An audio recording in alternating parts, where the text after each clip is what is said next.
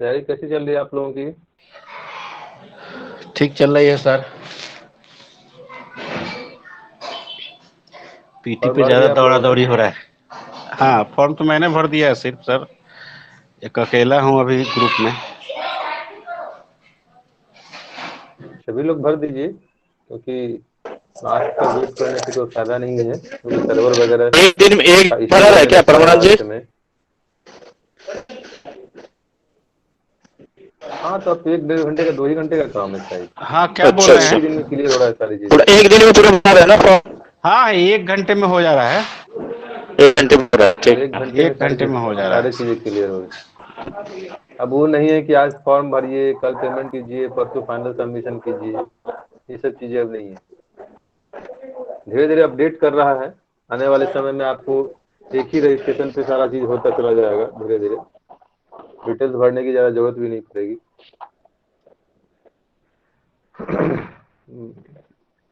तो आज से हम लोग नए सब्जेक्ट के साथ जुड़ रहे हैं, और वो सब्जेक्ट हमारा क्या है?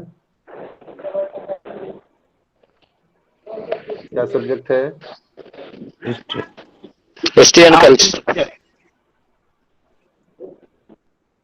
हिस्ट्री है या मॉडर्न हिस्ट्री है? मॉडर्न है सर।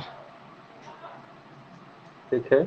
मॉडर्न हिस्ट्री में भी जो कंट्रीब्यूशन ऑफ बिहार है उसकी बात, ठीक है।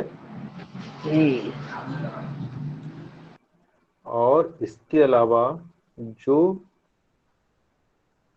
आर्ट एंड कल्चर है उसमें जो बिहार है जहाँ पे, वो आर्ट एंड कल्चर आपको पढ़ना है। तो सिलेबस क्या है भाई, जरा बताइए तो मुझे। कौन बताएंगे सिलेबस?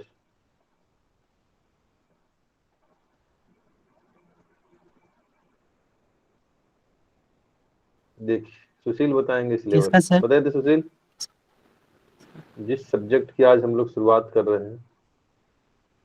तो किसका, कला कला एवं संस्कृति संस्कृति का बताएं या फिर इतिहास का? मैंने मैंने सब्जेक्ट की बात की है ना। जो आपका सेकंड, जो हिस्ट्री का जो पोर्शन है आपका मेन सब्जेक्ट में, जिसमें आपके जो जो टॉपिक्स हैं वो कौन कौन से टॉपिक्स हैं? उसमें सर एक बिहार के आदिवासी आंदोलन हो जाएगा सर। उसके अलावा 1857 का विद्रोह और बिहार। उसके अलावा सर हम लोग को किसान आंदोलन पढ़ना है। उसके अलावा 1942 का भारत छोड़ो आंदोलन। ये सब मुख्य टॉपिक है सर। इसके अलावा भी आपको कुंवर सिंह का क्या भूमिका था, मतलब क्या कहते हैं 1857 की क्रांति में। इसके अलावा आपको चंपारण सत्याग्रह पढ़ना है, खिलाफत आंदोलन पढ़ना है, असहयोग आंदोलन पढ़ना है, सविनय अवज्ञा आंदोलन पढ़ना है। और इसके अलावा सर बस यही सब पढ़ना है सर। अच्छा, आर्ट एंड कल्चर कहाँ गया? आर्ट एंड कल्चर वही तो हम आर्ट शुरुआत में और पूछे सर। कल्चर में से पटना उसमें सर पटना हाई मौर्य मैं कला मौर्य और कला हो जाएगा। उसमें सर मौर्य कला हो जाएगा, पाल कला हो जाएगा, पटना कलम हो जाएगा, मधुबनी चित्रकला हो जाएगा सर। सिलेबस में है मधुबनी चित्रकला। सिलेबस में मधुबनी तो यस सर है। है सर। देख लीजिए, पाल पेनाल्टी लग कला ही जाएगा। में होता है ना मधुबनी चित्रकला। क्या पढ़ा? सर पाल कला ही में ना आएगा मधुबनी चित्रकला। नहीं, उसमें कैसे आएगा? हाँ हाँ, पाल पाल कला कला में ही क्यों में आएगा आता है। मधुबनी? उसमें नहीं आएगा, अलग पाल से कला है में क्यों आएगा? मधुबनी चित्रकला।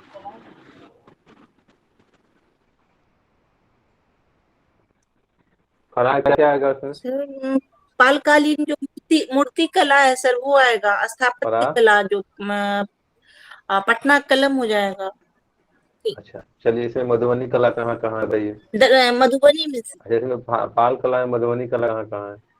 मतलब सर तो क्या क्या है विशेषता पाल कला में, बताइए जरा। आपने कहा ना कि पाल कला के तहत ही मधुबनी पेंटिंग्स आ जाएंगे। Yes sir. तो आप बताएंगे ना कि सर यहाँ पे पाल कला में यहाँ यहाँ मधुबनी पेंटिंग के साक्ष्य मिलते हैं, हैं?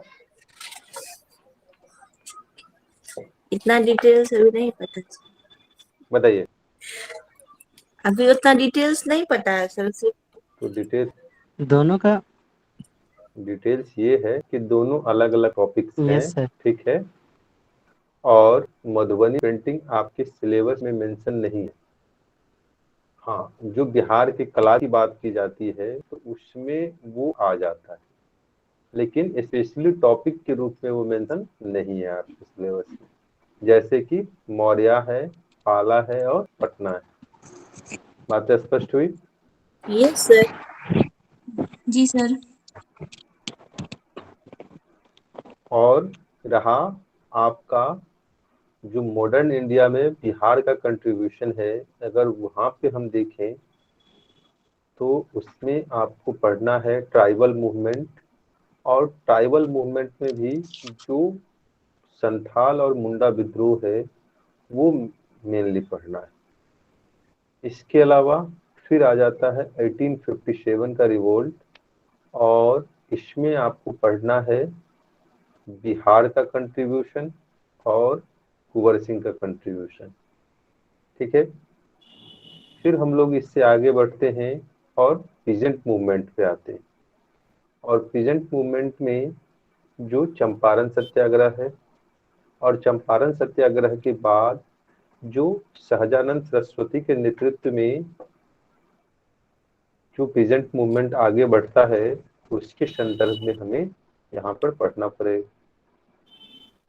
फिर हम लोग यहाँ से आगे बढ़ते हैं तो गांधीयन मूवमेंट में आते हैं, और गांधीयन मूवमेंट में जो 3 गांधीयन मूवमेंट है मुख्यतः, जिसमें असहयोग है, और असहयोग में बिहार का क्या कंट्रीब्यूशन है, सविनय अवज्ञा है, इसमें बिहार का क्या कंट्रीब्यूशन है, और भारत छोड़ो। तो भारत छोड़ो में 2 टॉपिक्स आते हैं, एक तो बिहार का क्या कंट्रीब्यूशन है, और दूसरा आजाद दस्ते का क्या कंट्रीब्यूशन, ठीक है। बात स्पष्ट हुई यहाँ तक? Yes sir. गांधी नेहरू संबंधित। मैंने पूछा कि यहाँ तक बातें स्पष्ट हुई, इससे आगे मैंने बातें खत्म नहीं की ना धीरेन्द्र? हैं? इसके बाद आता है आपका पर्सनैलिटी बेस्ड, और पर्सनैलिटी में आपके 3 पर्सनैलिटी की बात की गई है, और उसमें गांधी की फिलॉसफी है, टैगोर की फिलॉसफी है, और नेहरू की फिलॉसफी, ठीक है। यानी कि आपके जो हिस्ट्री का पोर्शन है इसमें 3 टॉपिक है, और 3 टॉपिक क्या है? आर्ट एंड कल्चर का पोर्शन है, मॉडर्न इंडिया का, और उसमें बिहार, और पर्सनैलिटी। बात स्पष्ट हुई? Yes sir. यहाँ तक कोई कंफ्यूजन तो नहीं है मन में? कोई सिलेबस क्लियर हो गया सभी को? यस। चलिए अब बात एक करते हैं, इस सब्जेक्ट के इम्पोर्टेंस की बात करते हैं। इसका एक सर आपके एक मेंस के एक सर पाश्चात्य शिक्षा भी है ना सर? हाँ, एक पाश्चात्य शिक्षा है। अब वो सब सब टॉपिक के रूप में आ जाते हैं। पाश्चात्य शिक्षा हो गया, उसके अलावा जो डेवलपमेंट ऑफ बिहार है, यानी कि बिहार का जो गठन पुनर्गठन है, इसको लेकर आपसे क्वेश्चन पूछेंगे, ठीक है ना। ये 2 टॉपिक भी उसमें मेंशन हो जाएगा। तो वो सब छठू भैया टॉपिक है, कहने का मतलब ये है। हाँ, लेकिन पाश्चात्य शिक्षा क्या है?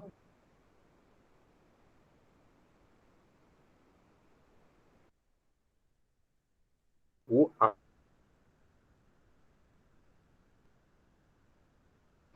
जाते हैं। पश्चिमी सभ्यता के बारे में जो जानकारी राजा राम मोहन राय ने दिया था। क्या सुशील?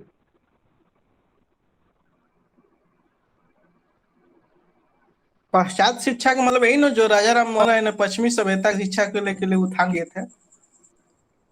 पाश्चात्य शिक्षा का मतलब होता है जो एंग्लो इंडियन की बात करते हैं, यानी कि जो अंग्रेजी शिक्षा है उससे संदर्भित जो शिक्षा पद्धति का बिहार में विकास हुआ, उससे जुड़े हुए जो बातें हैं उसको पढ़ना है। बात स्पष्ट हुई? ये शिक्षा की बात कर रहा है, ना कि कल्चर की बात कर रहा है। ठीक है, या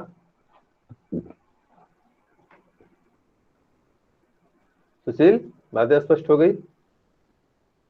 यस सर। चलिए सिलेबस लिखिए, सिलेबस लिखिए क्या क्या है। लिखिए इतिहास के सिलेबस 3 डायमेंशन में इसको बनाइए। एक तरफ लिखिए आर्ट एंड कल्चर, एक तरफ लिखिए आधुनिक भारत में बिहार की भूमिका, यानी ऐसे लिखिए स्वतंत्रता आंदोलन में बिहार की भूमिका। 3 डायमेंशन में, यानी 3 टॉपिक, मेजर टॉपिक 3 बनाइए और फिर उसमें सब टॉपिक होगा। तो पहले में लिखिए कला एवं संस्कृति, दूसरा लिखिए स्वतंत्रता आंदोलन में बिहार की भूमिका, और तीसरा टॉपिक बनाइए व्यक्ति विशेष।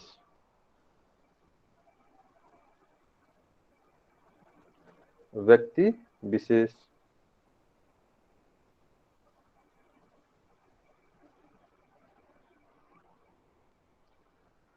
चलिए अब लिखिए जो पहला टॉपिक है हमारा कला एवं संस्कृति में, यानी आर्ट एंड कल्चर में, लिखिए पहला मौर्यन आर्ट, मौर्य कला,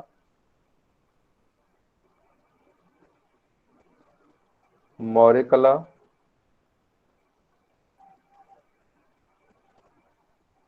पाल कला और पटना कलम।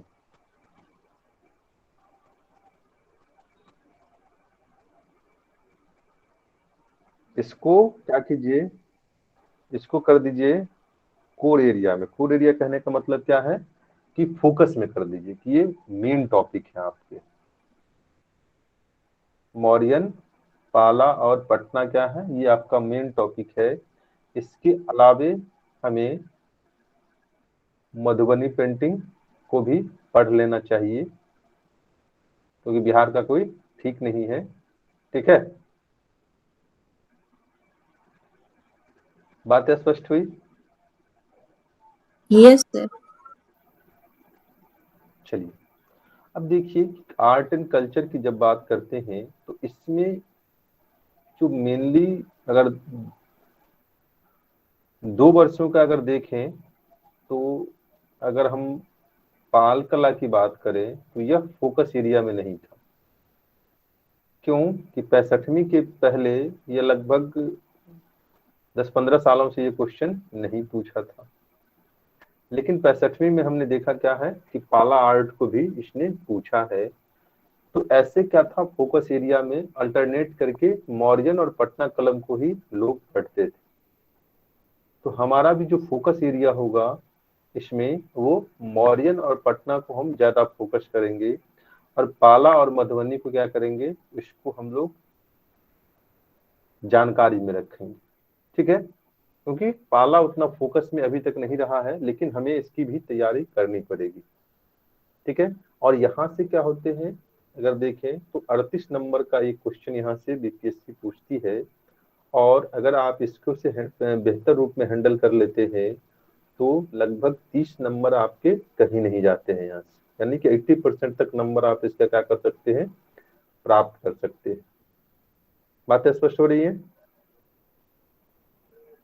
Yes sir.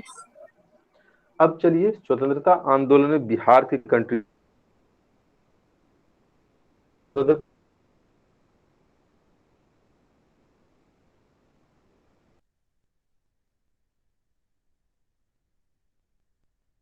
आंदोलन में अगर बिहार के कंट्रीब्यूशन की बात करते हैं या विद्रोह की बात करते हैं, आदिवासी विद्रोह या आंदोलन, इसमें आपको जो फोकस रखना है वो 2, एक तो संथाल विद्रोह और दूसरा मुंडा विद्रोह। संथाल और मुंडा, और इस संथाल और मुंडा में भी संथाल विद्रोह आपको ज्यादा फोकस में रखना है। क्यों? क्योंकि अगर देखेंगे क्वेश्चन पूछने का जो ट्रेंड्स रहा है उसमें अगर 4 बार संथाल पूछा है तो एक बार आपको मुंडा दिखाई देगा, ठीक है। तो ये इसको फोकस में हमें संथाल रखना पड़ेगा।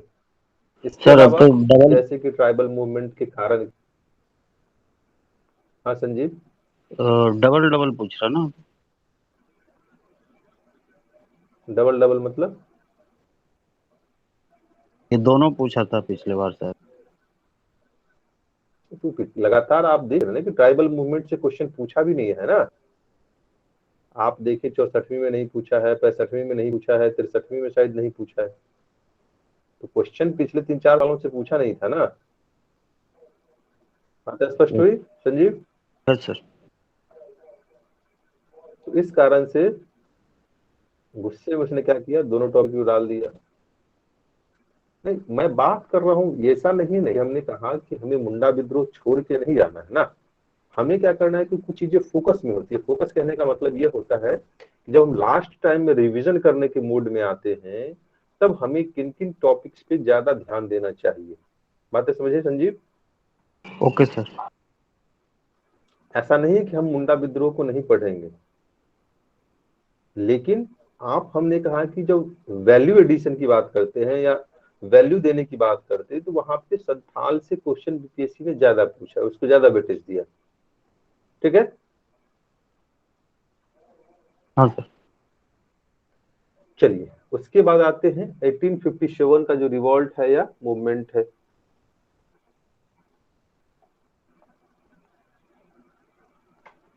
एटीन 1857 का रिवॉल्ट,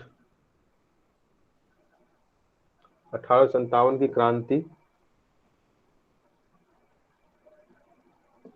इसको हमें दो संदर्भ में पढ़ना होगा। एक तो बिहार का क्या योगदान रहा है, बिहार का क्या योगदान रहा है, और दूसरा कुंवर सिंह की क्या योगदान, का योगदान या भूमिका। बिहार का योगदान या भूमिका लिख लीजिए, कुंवर सिंह का योगदान या भूमिका।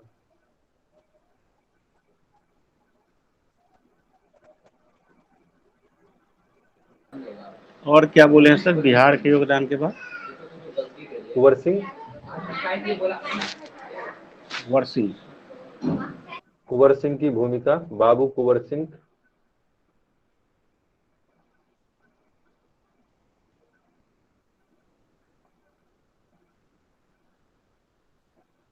ठीक है। नेक्स्ट आइए किसान आंदोलन में। किसान आंदोलन, किसान आंदोलन में लिखिए चंपारण सत्याग्रह, चंपारण सत्याग्रह,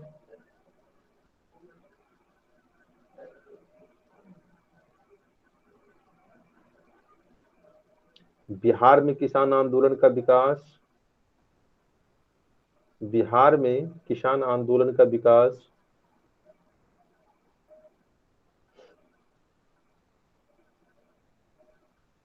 और तीसरा सहजानंद की भूमिका, सहजानंद सरस्वती की भूमिका।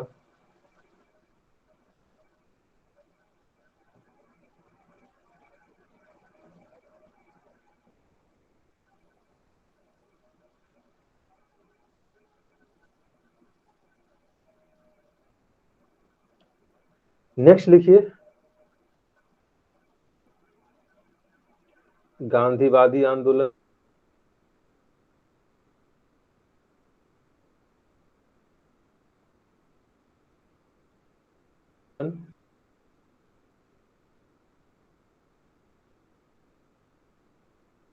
गांधीवादी में बिहार की भूमिका।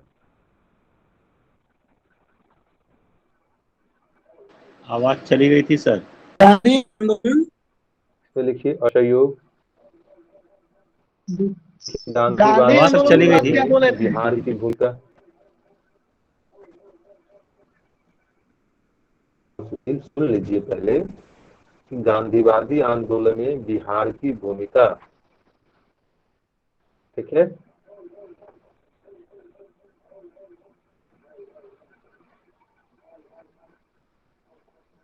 गांधीवादी आंदोलन में बिहार की भूमिका,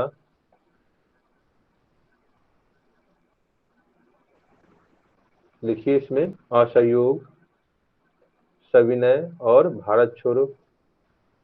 असहयोग, सविनय और भारत छोड़ो।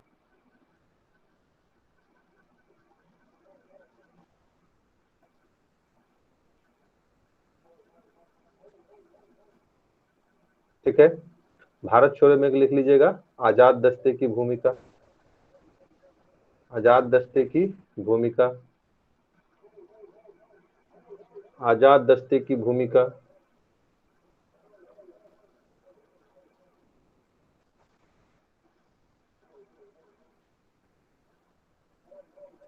ठीक है, इसके अलावा लिखिए पाश्चात्य शिक्षा का विकास। पाश्चात्य शिक्षा और तकनीकी शिक्षा का विकास। पाश्चात्य और तकनीकी शिक्षा का विकास नेक्स्ट टॉपिक बनाइएगा। और फिर बिहार का गठन पुनर्गठन।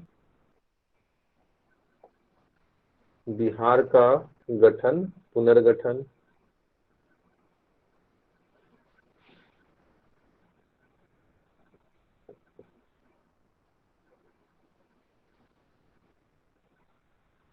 लिख लिए?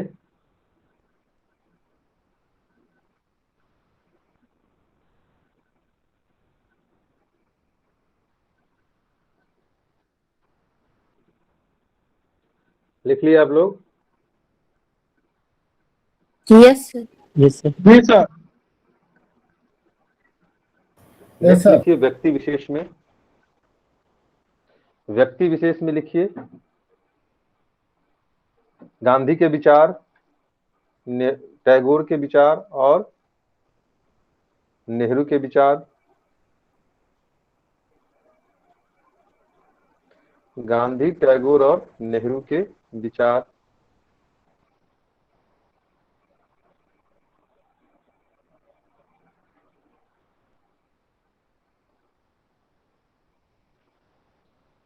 ठीक है, नेक्स्ट एक नोट लिखिए। नोट नीचे एक नोट लिख लीजिए हाईलाइट करके कि इसी में सर 1850 के बाद, हाँ क्या? नेहरू के विचार के बाद इसी में लिखे नोट। नहीं, अलग से लिख लीजिए एक। ये सिलेबस पूरा हो गया, ठीक है, यही सिलेबस है बीपीएससी का। व्यक्ति में तीन ही लिखा है ना सर, व्यक्ति हाँ, विशेष। तीन ही पूछता ही है, तीन ही सिलेबस में। हाँ, तीन ही सिलेबस में मेंशन है, गांधी, टैगोर और नेहरू। ठीक है ना?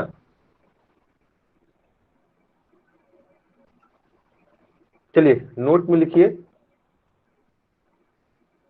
इसके अलावा 1850 के बाद से 1947 तक के 1850 से 1947 तक के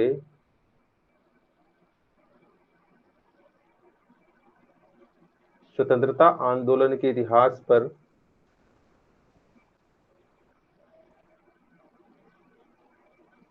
स्वतंत्रता आंदोलन के इतिहास पर एक समग्र दृष्टिकोण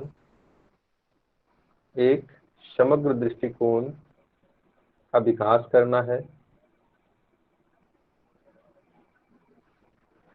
स्वतंत्रता आंदोलन के विकास पर एक समग्र दृष्टिकोण का विकास करना है, उसको पढ़ना है। ठीक है, बात स्पष्ट हो गई? तो ये जो है स्वतंत्रता आंदोलन का विकास 1850 के बाद, इसको आप लोग खुद के स्तर पे करेंगे। ठीक है, बच्चे इसमें एक बुक बात जोड़ समझ रहे लीजिए, हैं? हिंद स्वराज, गांधी का हिंद स्वराज। दूसरा बुक जोड़ लीजिए गांधी, नेहरू, टैगोर, ये स्पेक्ट्रम का आता है ना, गांधी, नेहरू, टैगोर। ओके, एक एक जो है कि बुक में जो है एक और मेंशन कर लीजिए, क्या कहते हैं, तो वो बुक नहीं मिलेगा आपको, वो बिहार के राइटर है ना। तो उसमें रजनीश प्रसाद है कि रजनीश कुमार है, रजनीश प्रसाद का होगा। रमेश प्रसाद ना सर? हाँ, रमेश प्रसाद, सॉरी, रमेश प्रसाद। रमेश प्रसाद है ना। यस सर, रमेश प्रसाद है, पतली सी वो किताब है। पतली सी जो हाँ पुस्तक आती है। हाँ, 40 रुपए रमेश की। प्रसाद का जो है बुक ले लीजिएगा, है ना। वो कल्चर पे आती है, ठीक है, वो ले लीजिएगा। ओके। चौथा जो है कि हाँ, चौथा जो है कि हमारा जो है कि देख लीजिएगा, बॉल पेज एक बार खंगालिएगा, पेपर का होगा ये आर्टिकल, या फिर है कि जितने भी आर्ट एंड कल्चर जो है ना, उस पे सभी पे आर्टिकल लिखा हुआ है ना। तो आप उसको देख लीजिएगा। ओके। तो इससे जो है कि सर हमें ये गांधी का हिंद स्वराज बुक हाँ, है गांधी सर। का हिंद स्वराज बुक है। वो करीब करीब 120 पेज का छोटा सा बुक है, पतला सा बुक है। आइए, गांधी है ना। नेहरू टैगोर। वो जो है कि गांधी की राइटर है उसके, है ना। ये जो है कि ये ले लीजिए, एक मिनट सर, ये जो है स्पेक्ट्रम का ले लीजिएगा, ठीक है। गांधी नेहरू टैगोर जो है स्पेक्ट्रम। पहला वाला का है क्या गांधी, पहला बुक का राइटर कौन? हिंद स्वराज है, गांधी का हिंद ही स्वराज है। लेना है गांधी जी का। गांधी नेहरू टैगोर स्पेक्ट्रम है।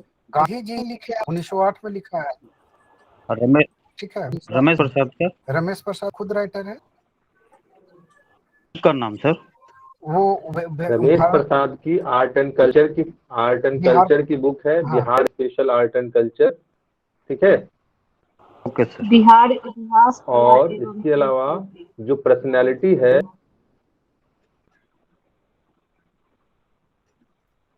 जो ये है स्पेक्ट्रम की बुक है, उसमें आपको पर्सनैलिटी मिल जाएंगे, ठीक है, जिसमें गांधी नेहरू टैगोर की बात है, तो ये आपको उसमें मिल जाएंगे, ठीक है ना। सर इन लोगों को दो तीन पर्सनालिटी और पढ़ाना पड़ेगा, जो कि इधर जो है कि डाइवर्ट हुआ है बीपीएससी, है ना। जिसमें है कि एक जो है कि अंबेडकर है,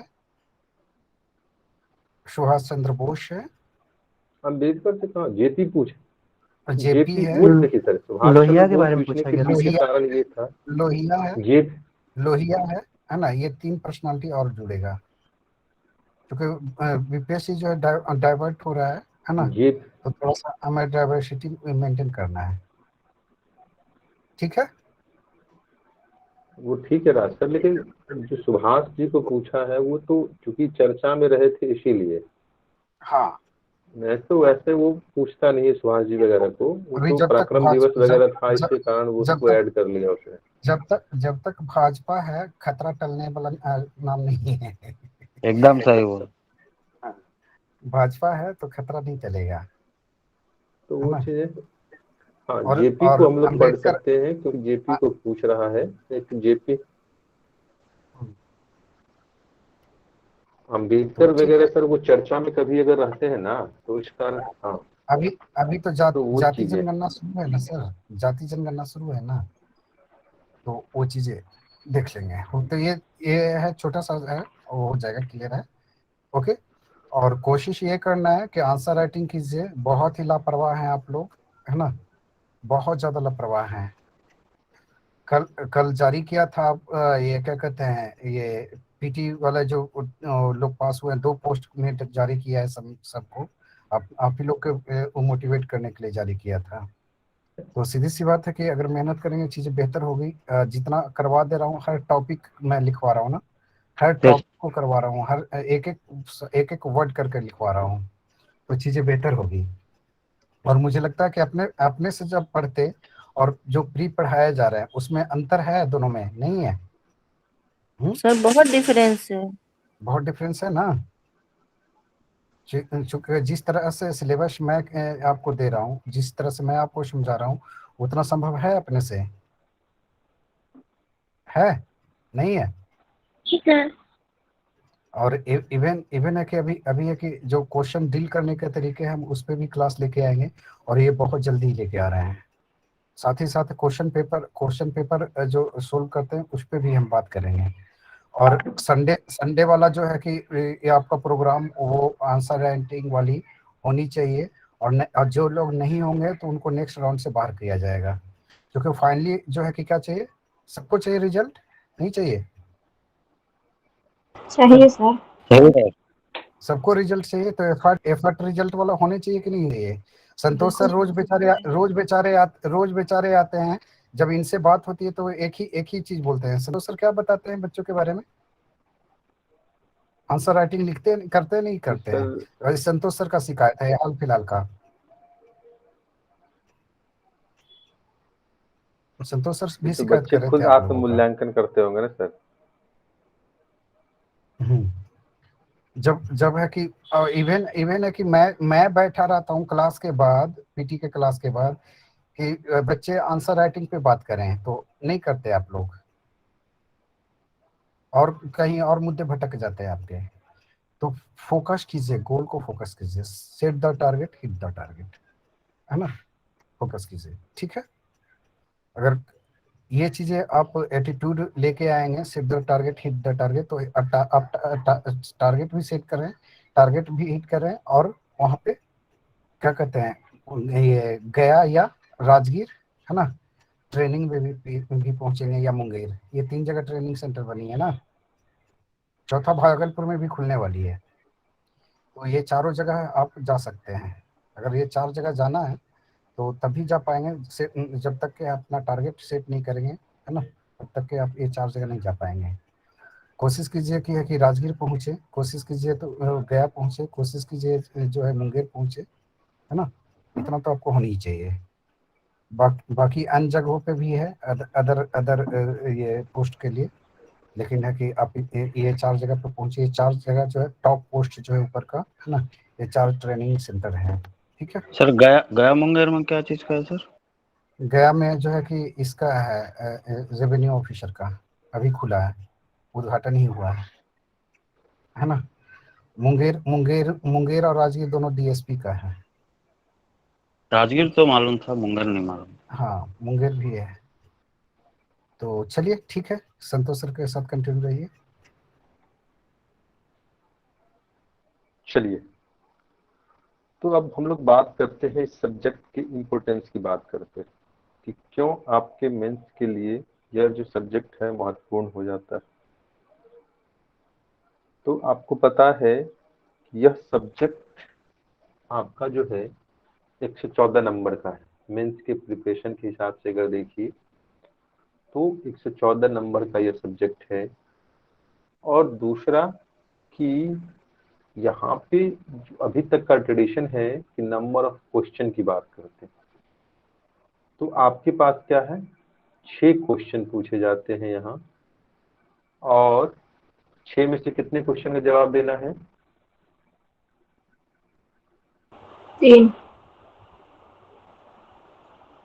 3 क्वेश्चन का जवाब देना है। अब सोचिए कि आपके पास यहाँ जो अप्रोच होना चाहिए, कैसा, यूनिवर्सिटी का अप्रोच होना चाहिए ना, कि आपके पास नंबर ऑफ क्वेश्चन क्या है, ज्यादा है, और चॉइस के ऑप्शन भी क्या है, ज्यादा। कुछ पूछना है आनंद? नहीं सर, वो यूनिवर्सिटी वाले अप्रोच में मैं बोल रहा था सर। यूनिवर्सिटी कहने का मतलब कि वहां भी यही रहता है ना कि 10 क्वेश्चन पूछता है, 5 क्वेश्चन का जवाब जी सर। देना रहता है। मेरे कहने का यूनिवर्सिटी का अप्रोच अपना थे।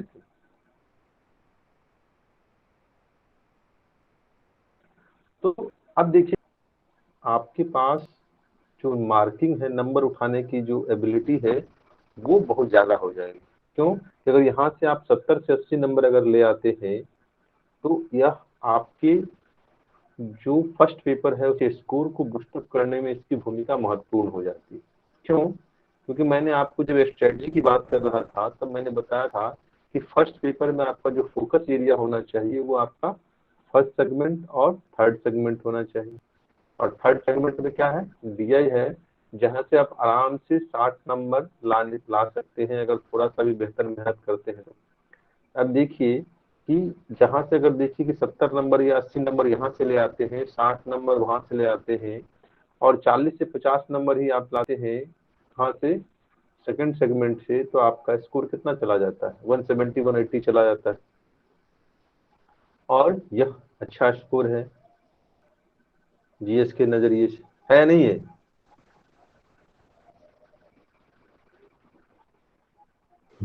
Yes sir. तो यह सब्जेक्ट जो है आपका एक महत्वपूर्ण है आपके स्कोर को बूस्टअप करने के हिसाब से, तो इस पर अच्छे से काम कीजिए।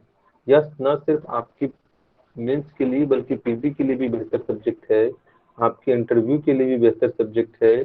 तो इस पर आपको काम करने की आवश्यकता है और इस पे अच्छे स्कोर प्राप्त करने की पर्याप्त संभावना है। ठीक है, क्योंकि यहाँ पे क्या है, चॉइस ज्यादा है आपके पास। क्वेश्चन नंबर के जो क्वेश्चन है वो ट्रेडिशन वाले होते हैं। मान लीजिए कितना भी घुमाएगा आपका तो भी आपके हाथ में 3 क्वेश्चन तो आएंगे ना, कि नहीं आएंगे? कितना भी सिलेबस को वाइड कर दे, कितना भी टॉपिक नया पूछ ले, बोलिए, यस 3 सर। क्वेश्चन आपके हैंड में होंगे कि नहीं होंगे? जी सर। Yes sir. तो यह आप, तो इसीलिए इसकी तैयारी आप बेहतर रूप में कीजिए और अच्छे से इसको मेमोराइज करने की कोशिश कीजिए, नोट्स बनाने की कोशिश कीजिए, आंसर राइटिंग की कोशिश कीजिए। तभी आप, क्योंकि हमने कहा कि ह्यूमैनिटी सब्जेक्ट है और ह्यूमैनिटी सब्जेक्ट में जितना आप प्रैक्टिस करेंगे उतना ज्यादा स्कोर बढ़ेगा। ठीक है, बात स्पष्ट हुई? Yes sir. Yes sir. चलिए अब बात करते हैं हम लोग, जिसका फर्स्ट टॉपिक है वो क्या है, बिहार के कला के संदर्भ में जब बात करते हैं तो इसमें हमने कहा कि 3 कला महत्वपूर्ण है आपके लिए, वो है मौर्यन, पाला और पटना कलम। 66 में कौन सा क्वेश्चन पूछा था आर्ट से? 66 में आर्ट से कौन सा क्वेश्चन पूछा था? पटना कलम, पटना कलम पूछा था। पटना कलम पूछा था। यानी कि इस बार आपके लिए फोकस क्या हो जाता है, तो मौर्यन और पाला, क्योंकि पाला को इसने 66 में पूछा था तो इसीलिए मौर्यन आपके लिए हाईलाइट टॉपिक हो जाता है, वीवीआई टॉपिक हो जाता है। तो मौर्यन कला को आप लोग क्या करेंगे, बेहतर रूप से तैयार करने की कोशिश करेंगे, तो यहाँ से आप अच्छे स्कोर को प्राप्त कर सकते हैं। बात स्पष्ट हो गई? Yes sir. चलिए अब देखिए प्रीवियस ईयर में मौर्यन से क्या क्या क्वेश्चन पूछा है। पहले लिखिए मौर्य कला, टॉपिक बनाइए मौर्य कला।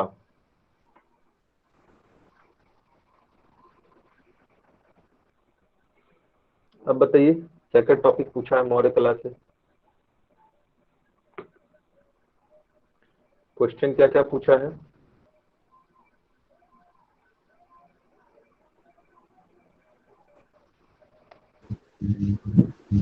सर 60वीं से 62वीं में पूछा है, मौर्य कला पर प्रकाश डालिए तथा बिहार में इसके प्रभाव का विश्लेषण कीजिए। 64वीं में नहीं पूछा है क्या? 64वीं में पूछा है सर, 64वीं में पूछा है मौर्य कला तथा भवन निर्माण कला की विशेषताओं को स्पष्ट कीजिए तथा बौद्ध धर्म के साथ उनके संबंधों पर भी प्रकाश डालिए।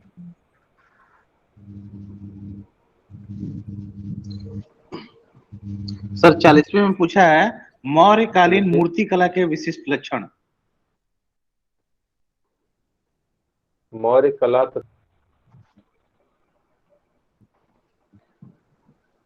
हरेंद्र, हमें ऊपर से नीचे आना है सर।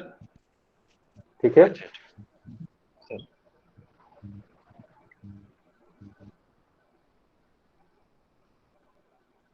क्योंकि अगर ऊपर का कर लेंगे ना उसके बाद क्वेश्चन आपको लगेगा कि रिपीट हो रहा है। ठीक है? Yes sir. तो 64वीं में क्या पूछा है पारा? मौर्य कला और स्थापत्य कला की मौर्य विशेषताओं कला पर प्रकाश तथा डालिए। भवन निर्माण कला अलावा की और कुछ है? विशेषताओं को नहीं, 64वीं में नहीं है, एक ही क्वेश्चन है। विशेषताओं को स्पष्ट कीजिए। चलिए, तथा बौद्ध धर्म 60 से के 62 साथ में क्या उसके पूछा है संबंध फिर? को रिकॉर्ड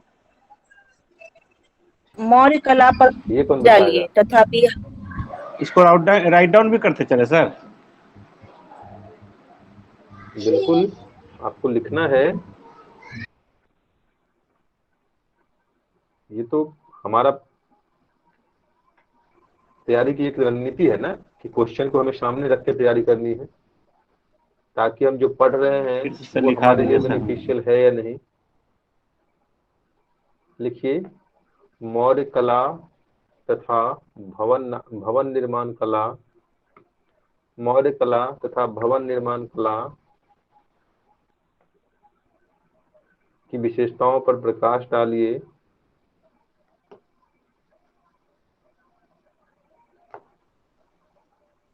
तथा बौद्ध धर्म के साथ उसके संबंध को स्पष्ट कीजिए तथा मौर्य कला का बौद्ध धर्म के साथ संबंध को स्पष्ट कीजिए।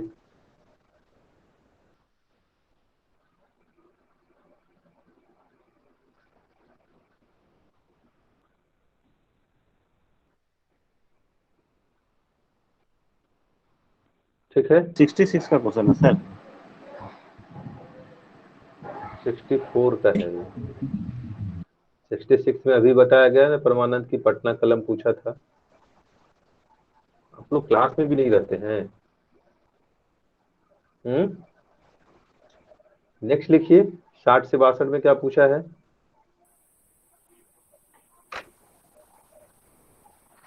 साठ से 62 में क्या पूछा है?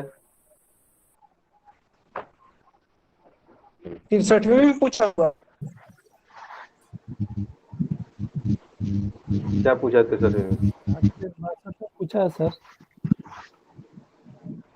60 से 62 में पूछा है सर। क्या पूछा है? मौर्य कला पर प्रकाश डालिए।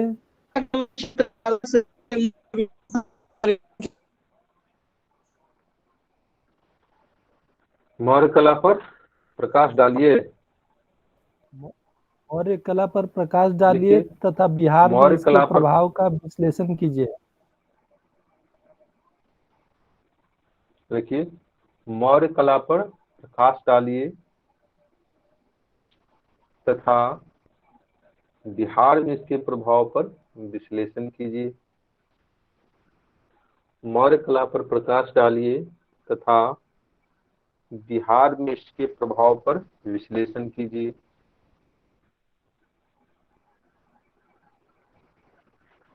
मौर्य कला पर प्रकाश डालिए तथा बिहार में इसके प्रभाव पर विश्लेषण कीजिए।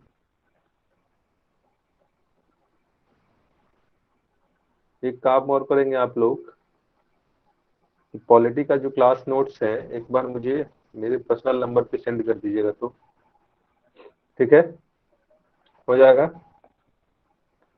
पॉलिटी का सर जो जो क्लास आप नोट्स भेजे है, थे वो वाला। नहीं, मैंने जो क्लास में करवाया है, ठीक है, वो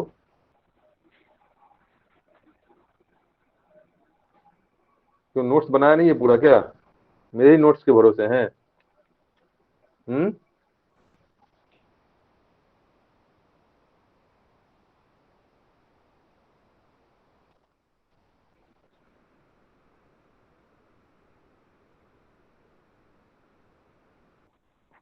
तो जो क्लास गया है उसका एक बार हो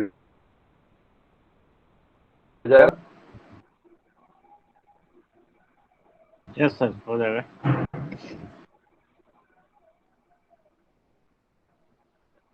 चलिए, तो नेक्स्ट लिखिए, 53वीं से 55वीं का मौर्य कला की प्रमुख विशेषताओं की विवेचना कीजिए। मौर्य कला की प्रमुख विशेषताओं की विवेचना कीजिए।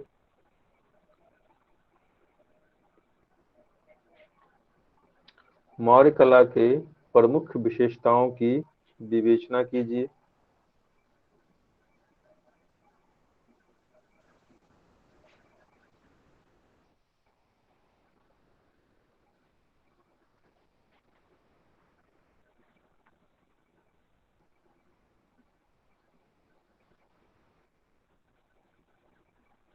ठीक है, नेक्स्ट लिखिए, मौर्य कला एवं स्थापत्य कला की प्रमुख विशेषताओं का विश्लेषण कीजिए।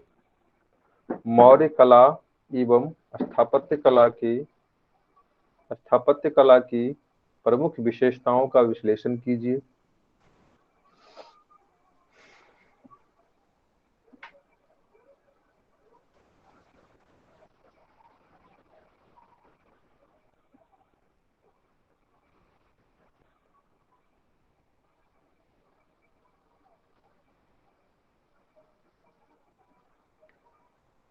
और कोई क्वेश्चन है?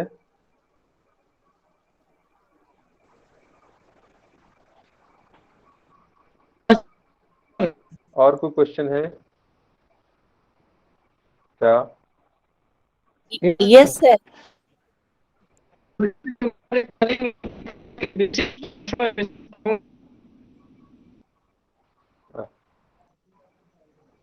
आपकी आवाज नहीं आ रही है एसएस। मौर्यकालीन मूर्ति कला के विशिष्ट लक्षणों एवं विशेषताओं का वर्णन कीजिए। लिखिए, मौर्य कालीन मूर्ति कला के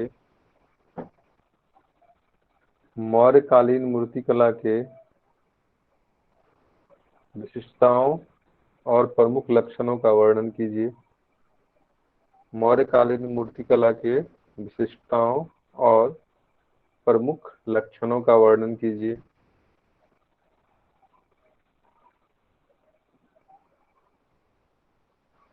मौर्यकालीन मूर्ति कला के प्रमुख विशिष्टताओं और लक्षणों का वर्णन कीजिए। और कुछ है? ठीक है सर, आलोचनात्मक परीक्षण कीजिए। इसका आलोचनात्मक परीक्षण करना है। यस सर, 44 में पूछा गया है सर। मूर्ति कला का आलोचनात्मक परीक्षण नहीं सर, मौर्य कला की प्रमुख विशेषताओं मौर्य कला का आलोचनात्मक परीक्षण। मौर्य कला का सर। देखिए, मौर्य कला के प्रमुख विशेषताओं का आलोचनात्मक परीक्षण कीजिए। मौर्य कला के प्रमुख विशेषताओं का आलोचनात्मक परीक्षण कीजिए।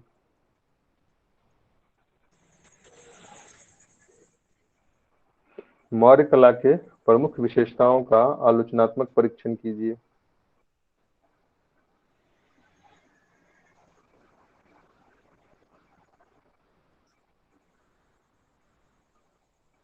और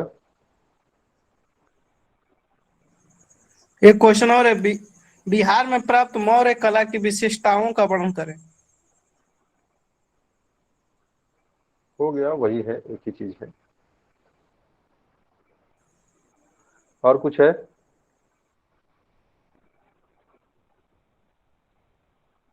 और कोई क्वेश्चन है? चलिए, नहीं सर। यहाँ से टॉपिक्स निकालिए, क्या क्या पढ़ना है।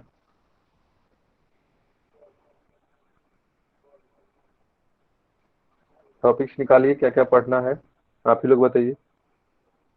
मौर्य कला में किन किन बातों को पढ़ना है हमें, जो आपके एग्जाम के पॉइंट ऑफ व्यू से महत्वपूर्ण है। एक तो सर उसका विशेषता हो जाएगा सर।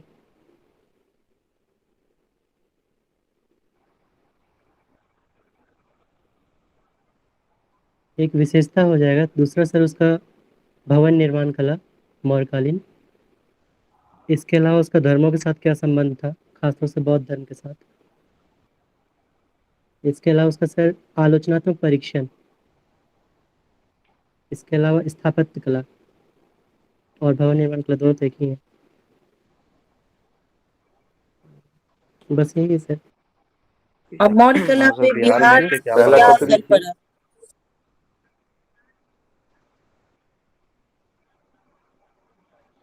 लिखिए, पहली बात, मौर्य कला के विभिन्न पक्ष मौर्य कला के विभिन्न पक्ष जैसे स्थापत्य कला, मूर्ति कला,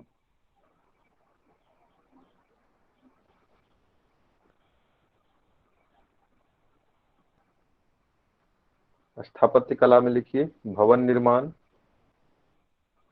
स्थापत्य कला में भवन निर्माण,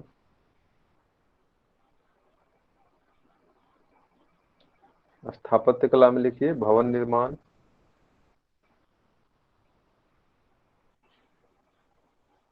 स्तूप स्थापत्य, भवन निर्माण, स्तूप स्थापत्य, गुहा स्थापत्य, गुहा स्थापत्य, स्तंभ, स्तंभ, मौर्यकालीन अशोक स्तंभ, स्तंभ कला स्थापत्य। इसके अलावा शिलालेख वगैरह लिख लीजिए, मौर्यकालीन शिलालेख,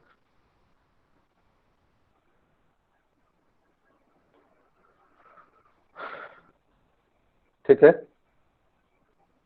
पर्याप्त है इतने डायमेंशन स्थापत्य कला में।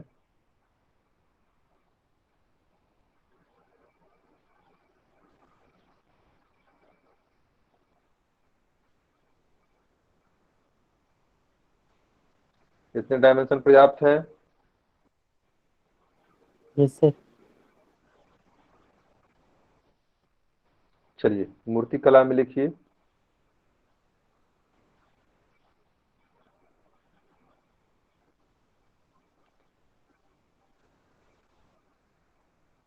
अशोक स्तंभ पर निर्मित मूर्तियां। अशोक स्तंभ यानी कि राजकीय संरक्षण में विकसित कला लिख लीजिए मूर्ति कला में, और उसमें ऐसे लिख लीजिए अशोक स्तंभ पर निर्मित मूर्तियां।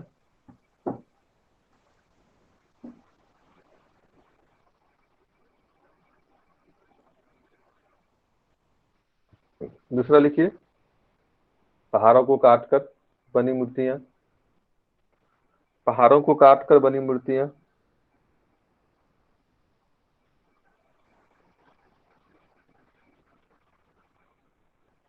तीसरा लिखिए लोक कला, लोक मूर्ति कला या लोक कला।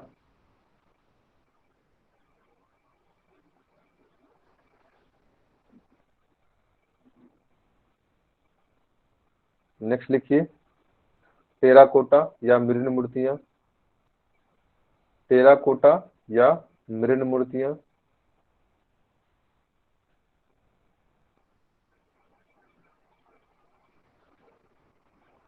नेक्स्ट कोटा लिखिए या तीसरा डायमेंशन एक बना लीजिए मृण मूर्तियां, मृण मिट्टी की मूर्तियां, पकी हुई मिट्टी की।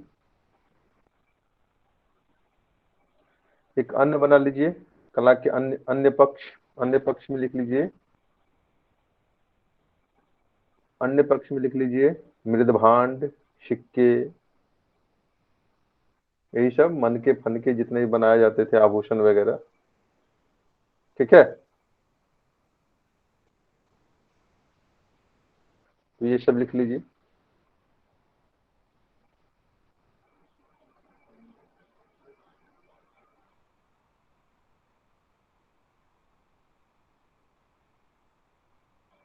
बात स्पष्ट हो गई?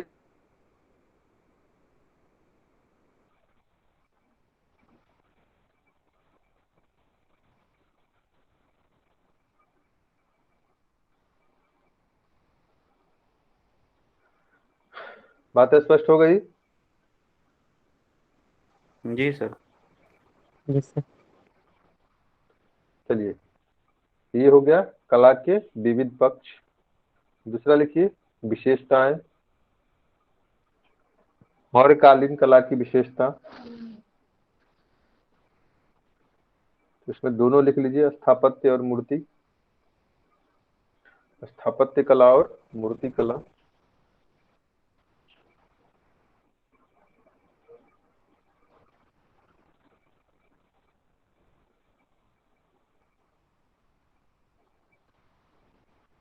तीसरी बात लिखिए,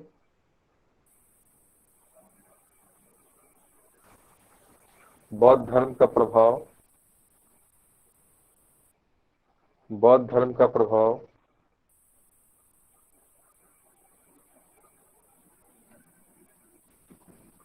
बौद्ध धर्म का प्रभाव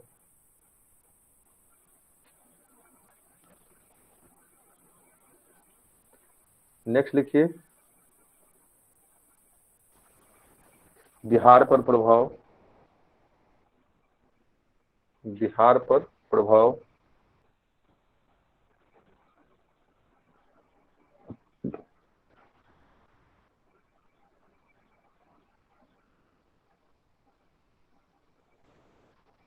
नेक्स्ट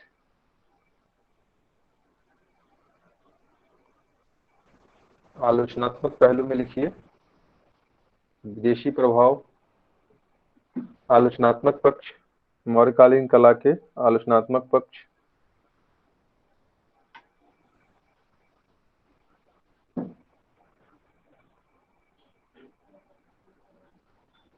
विदेशी प्रभाव, विदेशी प्रभाव,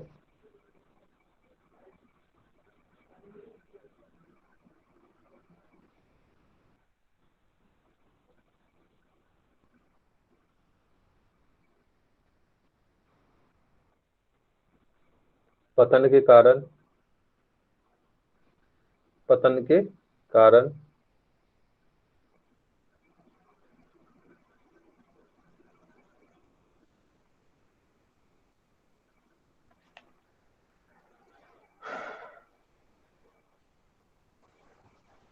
पर्याप्त है इतने डायमेंशन कि और कोई डायमेंशन हो सकता है?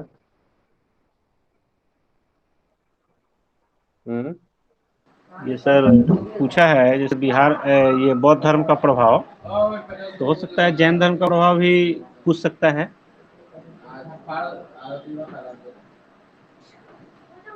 बौद्ध जैन धर्म का प्रभाव वही क्यों पूछेगा। पूछेगा ये बताइए?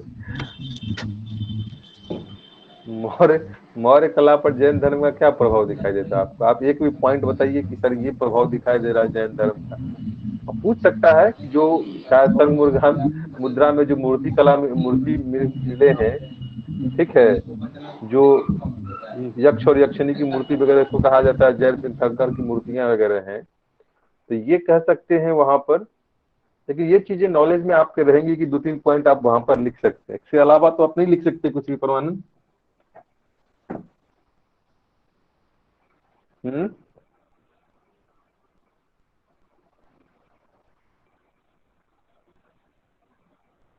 मुझे सुन पा रहे हैं? हाँ सर सुन रहे हैं।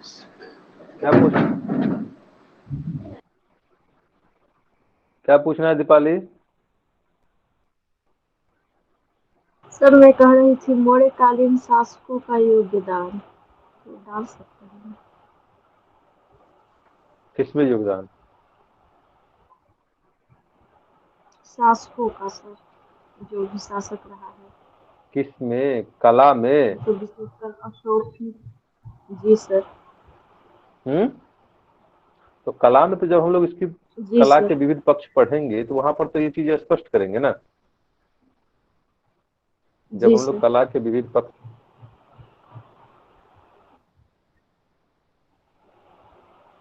पढ़ेंगे तो वहां पे तो बताएंगे गुप्तकालीन जो भवन है इसकी ये विशेषताएं हैं, प्रक्रिया है।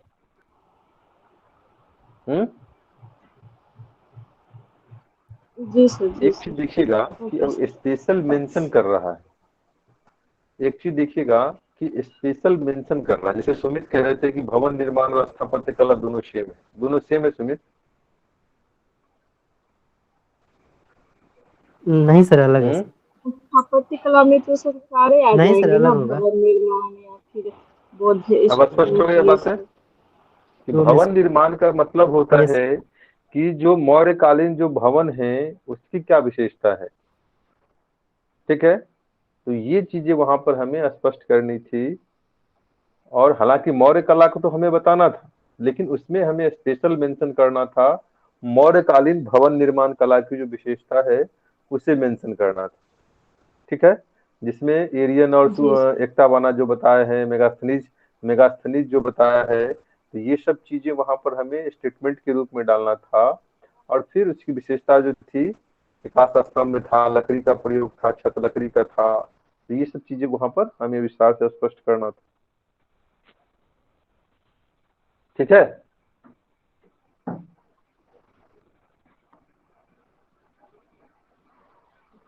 तो अब हम लोग आते हैं मौर्य कला पे।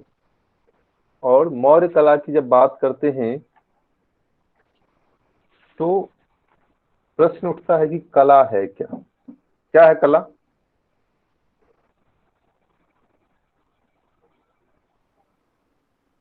विचारों की अभिव्यक्ति है सर, आत्मिक विचारों की अभिव्यक्ति।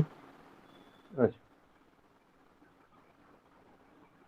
क्या है कला, कोई बताएंगे? सुमित कह रहे हैं कि काल्पनिक विचारों की अभिव्यक्ति। और कोई? काल्पनिक नहीं सर, आत्मिक विचारों की अभिव्यक्ति। आत्मिक, आत्मानुभूति, आत्मिक विचारों की। Yes sir. और कोई?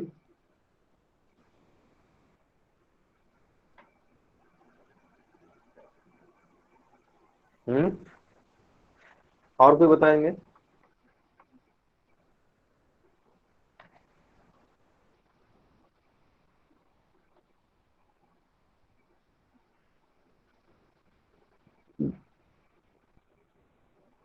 और कोई? चलिए, नहीं बताएंगे तो क्या करेंगे? सर विचार जो मन में आता है, जो विचार मन में आता है सर, उसको किसी इस तरीके, मतलब ऐसा विचार सामने में लाना जो दूसरा लोग देख सके। अच्छा,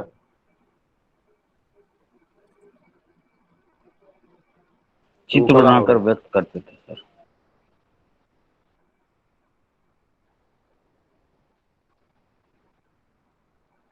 तो जब कला की बात करते हैं तो कला के संदर्भ में कहा गया कि यह क्या है, तो कला मानव जीवन की कल्पनाओं की मूर्त अभिव्यक्ति। यानी कि आपने जो कल्पना किया, जैसे कि आप देखिए, तो ताजमहल के बारे में कल्पना किया गया कि भाई अगर स्वर्ग हो तो कैसा होना चाहिए। तो स्वर्ग को अगर धरती पे उतारने की प्रक्रिया की बात की गई तो उसी की अभिव्यक्ति ताजमहल है ना।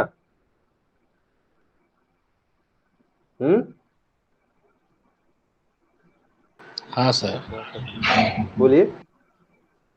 तो यानी कि मानव ने जो कल्पना किया कि भाई स्वर्ग ऐसा हो सकता है और उसको हमने क्या किया, मूर्त रूप दिया, यही कला है। यानी कि कला क्या है, तो मानव जीवन की कल्पनाओं की मूर्त अभिव्यक्ति है, जो क्या करता है, तो लोगों के सांस्कृतिक एवं भौतिक पक्ष को प्रदर्शित करता है। ठीक है, तो कला मानव जीवन की कल्पनाओं की मूर्त अभिव्यक्ति है। और अभिव्यक्ति के दो पक्ष हैं, क्या? एक तो सांस्कृतिक अभिव्यक्ति होगी और दूसरा कि भौतिक अभिव्यक्ति होगी। सांस्कृतिक अभिव्यक्ति का मतलब हो गया कि जो हमारा धर्म है, रहन सहन है, खान पान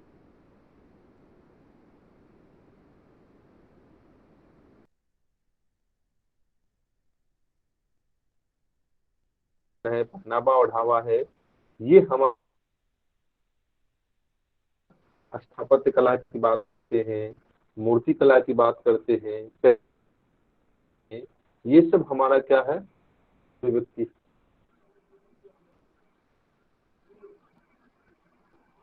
बातें स्पष्ट हो रही है?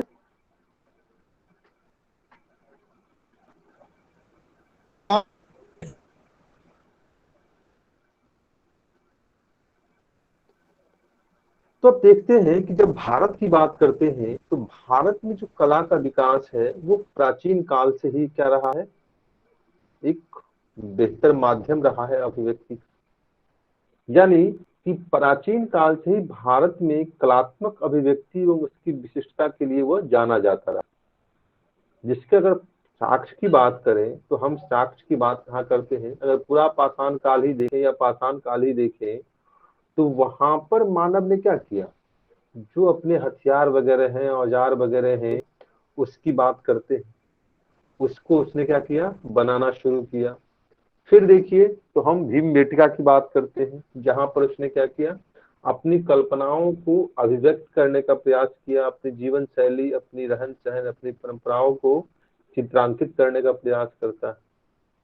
तो यानी कि भारत अपनी कलात्मक अभिव्यक्ति के लिए प्राचीन काल से ही जाना जाता रहा है, और इस कलात्मक अभिव्यक्ति को विशिष्टता प्रदान करने, नई दिशा देने में मौर्यकालीन कला की जो भूमिका है वो महत्वपूर्ण हो जाती है। क्यों महत्वपूर्ण हो जाती है, तो आपको पता होगा कि यहां से क्या होता है, कला की व्यवस्थित शुरुआत होती है, और व्यवस्थित शुरुआत होने के साथ साथ जो सुदृढ़ सामग्री है उस पर कला के निर्माण की प्रक्रिया आरंभ होती। जैसे अगर हम बात करें तो मौर्य काल से पहले देखिए तो जो कला थी वो क्या थी, लकड़ी की कला थी। लेकिन मौर्य काल में क्या किया गया, प्रस्तर को हमने अपनाया, यानी कि पाषाण निर्मित कलाओं का यहाँ पर व्यापक स्तर पर बढ़ोतरी देखते हैं। हमने कहा कि मौर्य काल से पहले देखिए तो भवन निर्माण जो था वो घास फूस का था, लकड़ी का था। लेकिन यहाँ पर अब क्या हुआ, बड़े बड़े भवनों का, विशाल भवनों का निर्माण आप यहाँ से देखेंगे शुरू हो जाता है। ठीक है, हम धार्मिक अभिव्यक्ति की बात करें तो पहले की जो वैदिक काल की बात करें, वैदिक संस्कृति की बात करें, तो यहाँ पर आपको क्या दिखाई देगा, तो प्रकृति के अमूर्त चीजों को हमने क्या किया, उसका मानवीय स्वरूप प्रदान किया। लेकिन मौर्य काल में आपको क्या दिखाई देगा कि हमने उस अमूर्त चीजों को मूर्त रूप देना शुरू कर दिया, यानी कि उसको ठोस आधार प्रदान किया। और इसका आधार देखिए तो हम स्थापत्य की बात में स्तूप स्थापत्य की बात कर सकते हैं, जहां पर हमने उसके मानवीय पक्ष को क्या किया, प्रदर्शित करने की कोशिश की। हमने जो हमारा कायस्थ मुद्रा में जो यक्ष और यक्षिणी की मूर्ति है या जैन तीर्थंकर की मूर्तियां हैं, इसकी आप परिकल्पना कर सकते हैं। तो हमने क्या किया, कला का एक नया रूप स्वरूप विकसित किया, जैसे मूर्ति कला। तो मूर्ति कला में आप देखिए तो अगर हम हड़प्पा सभ्यता की ही बात कर लें तो हड़प्पा सभ्यता में भी मूर्ति थे, आपको पशुपति के, आदिदेव के, शिव के, ठीक है, नंदी के वगैरह की मूर्तियां दिखाई देंगी, लेकिन वो क्या है, मृण मूर्तियां। लेकिन यहाँ पर आकर आपको क्या दिखाई देगा कि बड़े बड़े विशाल मूर्तियों का निर्माण होना शुरू हो जाएगा। ठीक है, उस पर जो तक्षण कला है यानी मूर्ति कला है, उसकी जो विशिष्टताएं हैं, उसकी जो तकनीकी पक्ष है, उसका आपको प्रत्यक्ष अंकन दिखाई देगा। ठीक है, इसके अलावा हम देखते हैं कि जो मौर्य कला है उससे पहले आपको राजकीय संरक्षण में कला के विकास के जो साक्ष्य है बहुत ही सीमित दिखाई देंगे।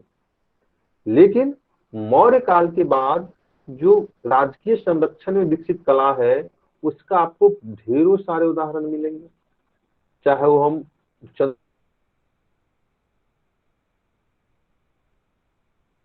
चंद्रगुप्त का चंद्रगुप्त के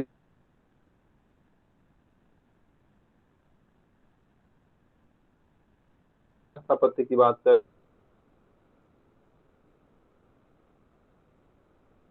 स्थापत्य की बात कर, उसके अलावा जो मथुरा कला है, या फिर जो गुहा स्थापत्य कला है जिसमें अजंता है, एलोरा है, एलिफेंटा है, बाघ की गुफा है, या फिर हम गुप्तों की बात करें जहां से हमें मंदिर निर्माण कला की शुरुआत देखी जाती है। तो ये क्या है, यहाँ से अब राजकीय संरक्षण में कला का क्या होगा, विकास हो जाएगा। बड़े बड़े भवनों का, बड़े बड़े जो धार्मिक स्थापत्य है उसका आप यहाँ से क्या देखेंगे, निर्माण करना देखेंगे। इसके अलावा देखिए तो यहीं पर आपको दिखाई देगा कि मौर्य जो कला है, कला का धर्म के साथ अंतर संबंध जो है वो भी राजकीय संरक्षण में कला के धार्मिक पक्ष का विकास, यह भी आपको मौर्य काल में ही व्यवस्थित रूप से दिखाई देगा। कुछ नई बातें पता चल रही हैं? Yes sir. Yes sir. कुछ ज्ञान के चक्षु जी सर। खुल रहे हैं, आंखें खुल रही हैं, आप लोगों की दिमाग खुल रहा है कि इस दृष्टिकोण से भी हमें पहली देखना बार चाहिए सुन था। भी रहे हैं। Yes sir.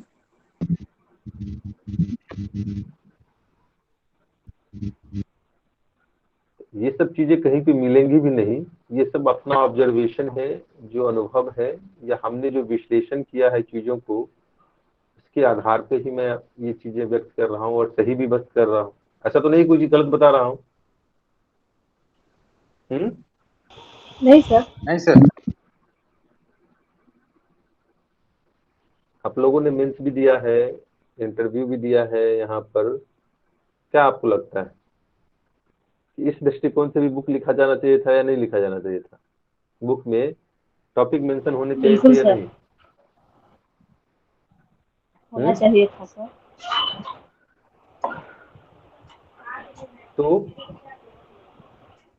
ये अगर आपसे यहाँ पर अगर इस तरीके से क्वेश्चन पूछता है कि मौर्य कला ने भारतीय कला में नवीनता के तत्व को शामिल किया है, अगर वो पूछता है, या मौर्य के पूर्ववर्ती कला और मौर्य कला के बीच अगर अंतर आपको पूछता है, तो आप उसको लिखने में सक्षम हैं या नहीं है?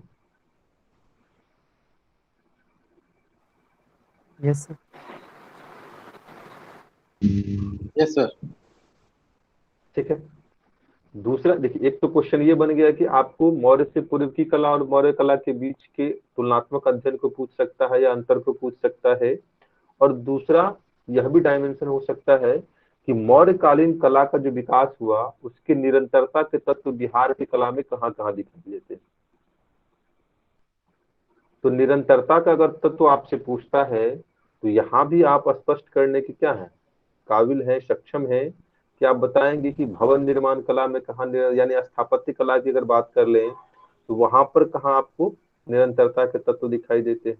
तो उसमें भवन निर्माण कला में दिखाइए कि यहीं से क्या हुआ, बड़े बड़े भवनों के निर्माण की परंपरा आरंभ होती है और उसको ठोस सुदृढ़ आधार देने में जो मौर्य कला की भूमिका है, इसका कालांतर में आपको स्पष्ट प्रभाव दिखाई देता है। ठीक है, और इसके उदाहरण को आप यहाँ पे दे सकते हैं। फिर देखिए, तो हम बात करेंगे स्तूप स्थापत्य की। तो स्तूप स्थापत्य की जब विकास की बात करते हैं तो वहां पर शुंग हो या गुप्ता हो या मौर्योत्तर काल हो, कुषाण वगैरह है, इसने क्या किया, स्तूप स्थापत्य के विकास की बात कर देंगे यहाँ पे। अगर आपसे पूछता है कि गुहा स्थापत्य, तो गुहा स्थापत्य में भी आप आराम से बता देंगे अजंता है, एलोरा है, एलिफेंटा है, बाघ की गुफा है, ये आपको यहाँ पर आपको दिखाई देगा। फिर आपसे अगर पूछता है क्या, स्तंभ स्थापत्य, तो ये चीजें आपको कालांतर में आपको नहीं दिखाई देगी, लेकिन क्योंकि एकास्म स्तंभ जो है ये मौर्यकालीन कला की अपनी विशेषता है, ये आपको दिखाई नहीं देगी कालांतर में। ये हमेशा याद में रखेंगे कि ये चीजें आपको कंटिन्यू नहीं हो पाया और मौर्यकालीन पॉलिश जो है ये कंटिन्यू नहीं हो पाया था। ठीक है, बातें स्पष्ट हो रही है?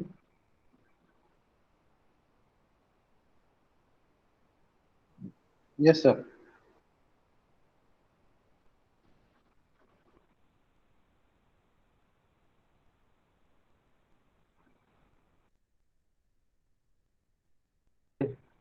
तो मूर्ति कला का अगर पक्ष देखें तो यहाँ पर तो आपको ढेरों सारे उदाहरण हैं कि यहाँ पे क्या होगा, तो जो मूर्ति कला है उसका विकास मौर्योत्तर काल की बात कर लीजिए, गुप्त काल की बात कर लीजिए, ठीक है, इससे आपको वर्तमान तक के साक्ष्य मिल जाएंगे यहाँ तक। ठीक है, लोक कला के संदर्भ में भी ये चीजें आप आराम से स्पष्ट कर सकते हैं। हाँ, एक चीजें जो जो धर्म का जुड़ाव है कला से और उसका राजकीय संरक्षण है, ये भी आप यहाँ से आराम से स्पष्ट कर सकते हैं कि यहीं से क्या हुआ, धर्म को कला से जोड़ने और उसकी अभिव्यक्ति जो है हमें दिखाई देती है। और इसका परिणाम रहा मौर्योत्तर काल में। देखते हैं कि बड़े पैमाने पर बौद्ध धर्म से जुड़े हुए मूर्तियों का निर्माण होगा। गुप्त काल की जब बात करेंगे, यहाँ पर मंदिर स्थापत्य वगैरह सामने आएंगे, स्तूप स्थापत्य सामने आएंगे। ठीक है, ये चीजें आप यहाँ से कालांतर में मौर्यन हो, पाला हो, सभी आर्टों में आपको यह क्या होगा, दिखाई देगा। चाहे हम मध्यकाल की बात कर लें, चाहे हम आधुनिक काल की बात कर लें, सभी जगह ये चीजें आपको दिखाई, वर्तमान तक दिखाई देगी। बातें स्पष्ट हो रही है?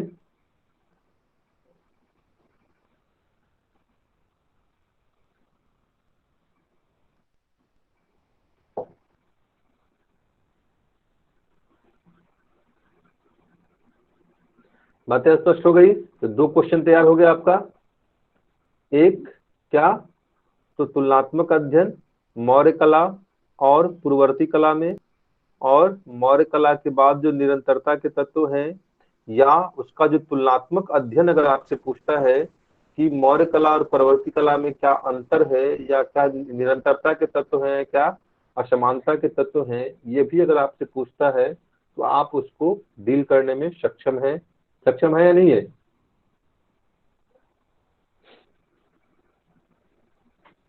Yes sir. बातें सभी को स्पष्ट हो गई? तो इसको एक बार क्या कीजिएगा,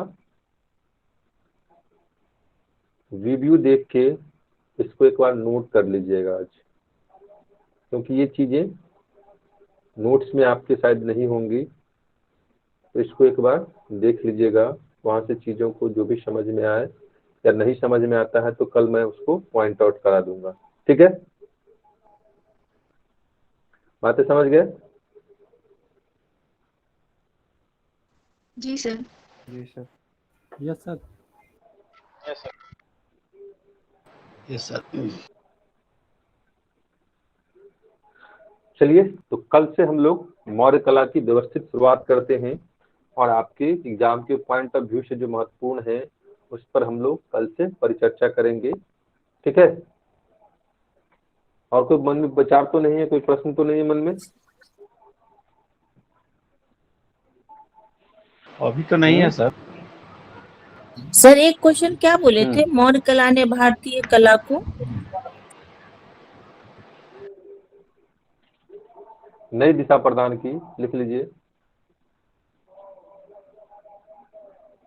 क्वेश्चन तो ढेरों सारे बनेंगे ना, लेकिन क्रक्स क्या होगा, वही चीजें हो जाएंगी।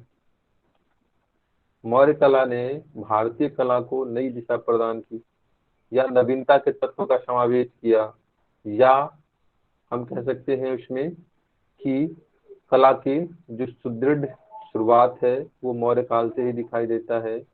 मौर्यकालीन कला के निरंतरता के तत्व आपको कहाँ कहाँ दिखाई देंगे। ठीक है, परवर्ती कला और मौर्य कला में क्या अंतर है, परवर्ती कला और मौर्य कला और पूर्ववर्ती कला में, परवर्ती कला में निरंतरता और असमानता के तत्व क्या हैं, बहुत सारी चीजें हैं।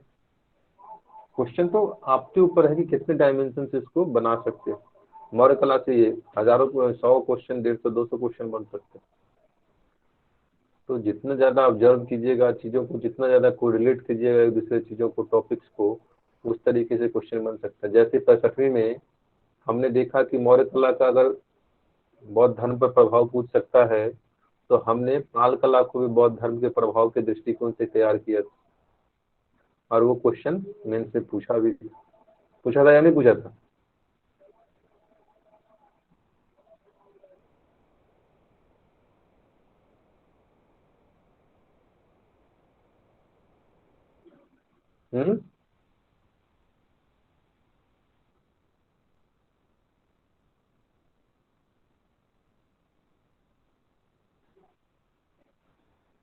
पूछ सकता है सर।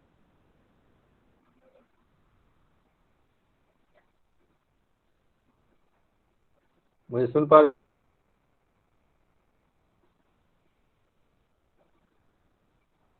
Yes sir. जी सर। चलिए, तो आज के सेशन को यहीं पे समाप्त करें।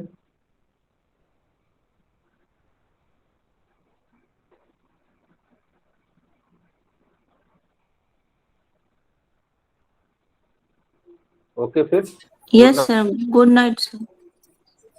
आप लोग जो है, गुड नाइट सर। आप लोग को जब बोला गया कि राज सर कि आपको कला जो वाला मेल है आईडी वही दिया गया महेश था उस प्रसाद पे में सेंड मिलेगा, करना था रमेश अपनी प्रसाद डिटेल्स में। को।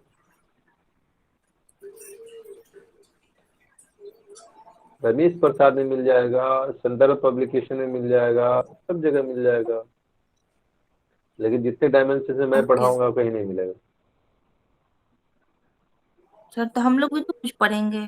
ठीक है, हाँ तो आप लोग पढ़ने के लिए मना थोड़ी है, पढ़िए, जो भी चीजें मिल जाए, जहाँ से नेट से मिले, बुक से मिले, जहाँ से मिले पढ़ने की कोशिश कीजिए। ठीक है, राज सर के वॉल पेज से मिले, ठीक है, लेकिन जो मैं उतना ही यस बताऊंगा सर। जो आपके एग्जाम के पॉइंट ऑफ व्यू से महत्वपूर्ण है। मैं आपको मौर्य कला में विशेषज्ञ नहीं बनाने जा रहा हूँ, मैं आपको एक सामान्यज्ञ बनाने जा रहा हूँ मौर्य कला। ठीक है,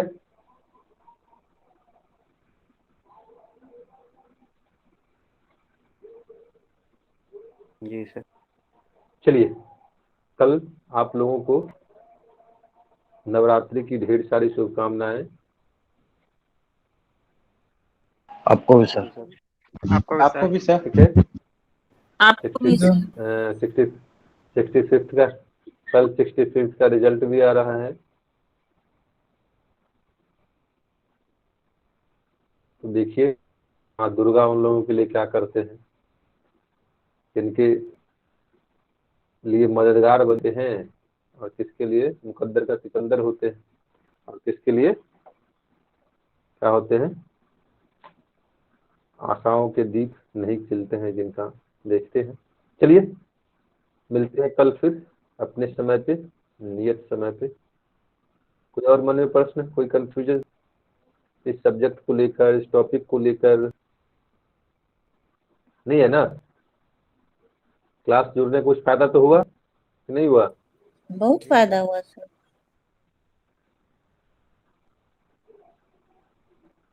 चलिए, आप लोग तो बहुत सारे इंस्टीट्यूट से जुड़े होंगे भाई, हम सबसे यहाँ से तो बेहतर बताया गया होगा, वहाँ पे जो हमने बताया है इससे बेहतर होगा। सर ये पहला है सर। नहीं सर, आप जो क्वेश्चन सेगमेंट में तोड़ते हैं ना, ये बहुत इम्पोर्टेंट है। दिमाग में ये नहीं जाता था कि क्वेश्चन को सेगमेंट में तोड़ तोड़ के पढ़ना है। मैं होल लाइफ में पहली बार कोचिंग कर रहा हूँ सर।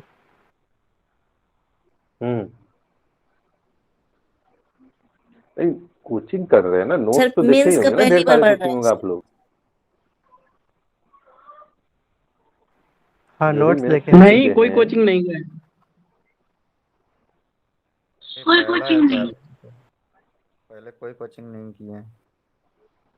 चलिए, अब हम पढ़ा दिए हैं ना, एक तो आइडिया दे दिए हैं, एक बार देख लीजिए दूसरे कोचिंग का भी, दे या किसी बुक को भी देख लीजिए।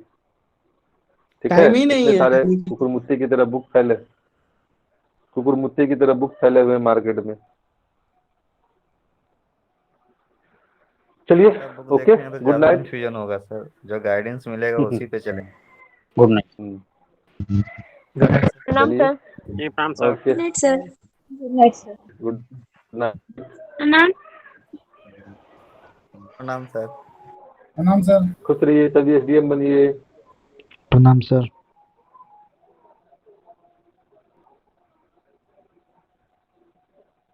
सब भाग गए। सुशील, खाना वाना पका?